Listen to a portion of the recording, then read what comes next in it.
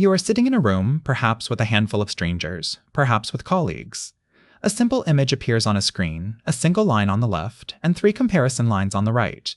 You are asked to identify which of the 3 lines on the right matches the length of the single line on the left. It's an easy task. The answer is obvious. Then, one by one, everyone else in the room confidently declares the wrong answer, not just a little wrong, but clearly undeniably incorrect. The line that is visibly shorter, they insist, is the match. You feel a jolt of confusion. You double-check your own perception. Your eyes tell you one thing, but everyone else's mouths say another. What do? Do you stick to what you know is right, or do you go along with the group? For many, the answer is startling. Your brain, in that moment, often chooses conformity over objective truth. It prioritizes fitting in, belonging, and avoiding social discomfort over stating what is undeniably correct. This isn't a sign of weakness. It's a profound insight into your brain's fundamental wiring.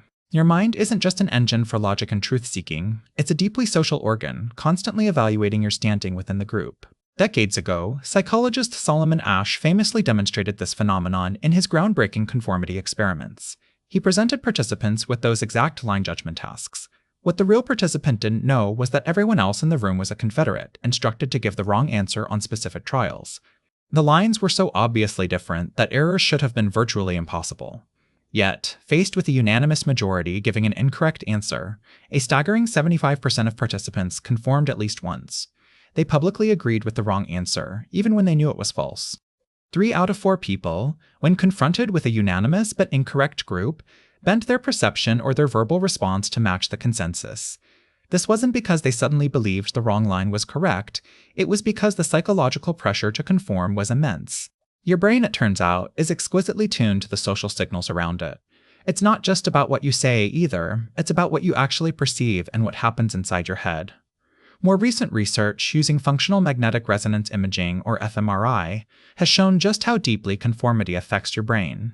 Neuroscientist Gregory Burns and his colleagues designed a similar experiment, this time using mental rotation tasks. Participants had to decide if 2 3D shapes were the same or different. Again, they were shown the answers of a group, which were often incorrect. When participants went against the group, their fMRI scans revealed increased activity in areas associated with emotion, such as the amygdala. This region is a key player in processing fear, anxiety, and social discomfort. In essence, disagreeing with the group literally felt like a threat to your brain. It triggered an emotional alarm, but when participants conformed to the group's incorrect answer, activity increased in brain areas involved in perception and spatial reasoning, suggesting that social pressure can actually alter how you see the world, not just how you report it. Your brain wasn't merely letting you agree for social harmony, it was adjusting your internal reality to match the group. This powerful drive for social alignment isn't some modern quirk, it's an evolutionary imperative. For much of human history, being ostracized from the group was a death sentence. Survival depended on cooperation, on shared understanding, and on fitting in.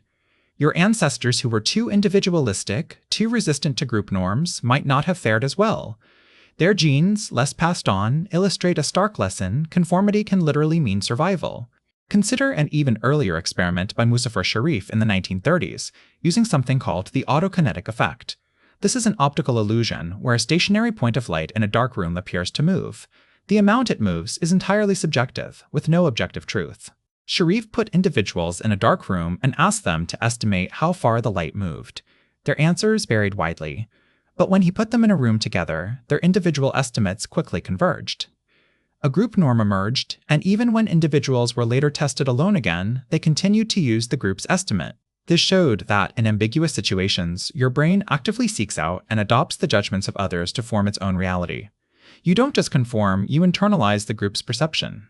So, how does this play out in your everyday life? Imagine you're in a team meeting at work, discussing a new project strategy. You have a clear, data-driven argument for a particular approach. But as others speak, a different idea gains momentum. People nod, they echo each other's points, and a consensus quickly forms around an alternative strategy that you believe is flawed. Do you voice your objection, potentially challenging the emerging group dynamic, or do you stay silent? The pressure to conform, to maintain social harmony within the team, can be incredibly strong. You might rationalize your silence, telling yourself it's not worth the conflict, even if it means sacrificing what you believe is the optimal outcome. Or think about your social media feed. An influencer you follow, or a friend, posts a strong opinion about a controversial topic. Many comments agree, reinforcing the sentiment. You might privately disagree, but the sheer volume of agreement makes you hesitate to post a counterargument.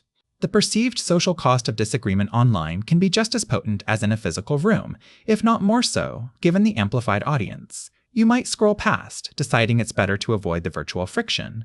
This isn't to say conformity is always bad. Far from it. Imagine a society where everyone constantly challenged every shared belief, every traffic law, every social custom. Chaos. Conformity allows for coordinated action, for shared culture, for the very fabric of society. It enables you to trust the person driving on the correct side of the road, to follow instructions in an emergency, or to understand unwritten social rules. Your brain's drive for conformity is a powerful mechanism for social cohesion. The counterintuitive twist is that this essential mechanism, designed for survival and group harmony, can sometimes lead you astray from objective facts. Your brain isn't necessarily seeking truth, it's seeking belonging and safety. In the modern world, this ancient wiring creates both opportunities and challenges. On one hand, it allows for rapid dissemination of best practices and shared knowledge. On the other, it fuels echo chambers and filter bubbles online, where you are constantly fed information that reinforces existing beliefs, often from people who already agree with you. The drive to conform means you are less likely to seek out dissenting opinions, and more likely to accept information that aligns with your perceived group's consensus, even if that consensus is based on misinformation. Groupthink, a phenomenon where the desire for harmony or conformity in a group results in an irrational or dysfunctional decision-making outcome, becomes a real threat. Your brain, seeking the comfort of agreement, can steer you away from critical evaluation. So, the next time you find yourself nodding along with a group, even when a small voice in your head whispers dissent, pause.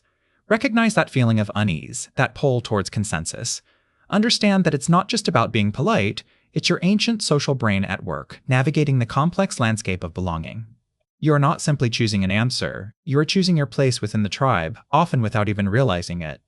The challenge, then, isn't to eliminate conformity, but to become aware of its powerful grip, and to consciously decide when the comfort of being right is worth the